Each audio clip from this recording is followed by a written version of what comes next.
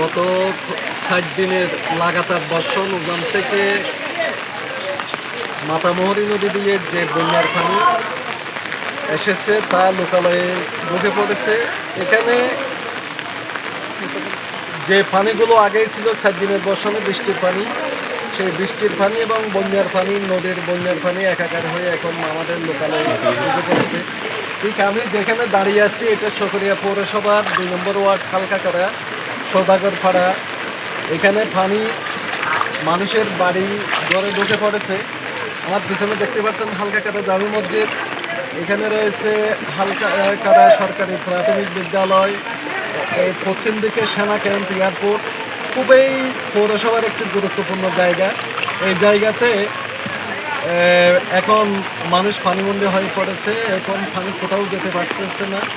সকাল থেকেই মনে হয় কেউ রান্না করেনি। মানুষের রান্নাঘরে, উঠানে, ঘরে পানি উঠে গেছে। কেউ দুমুঠো ভাত খেতে পারেনি। এখানে প্রচুর পানি হয়েছে। আমি অনুরোধ করব পৌরসভা এবং প্রশাসনকে এই অপরিকল্পিত এখানে যে বাড়িঘরগুলো উঠেছে এখানে নালা নর্দমা পরিচ্ছন্ন করা হচ্ছে না, যার কারণে পানি জমে রয়েছে। অতি দ্রুত প্রশাসন যাতে এখানে কালভার্টগুলো ২ নম্বর ওয়ার্ডে সারা সকলে কালভার্টগুলো তুলে দেওয়া হয়, পরিষ্কার করে দেওয়া হয় এবং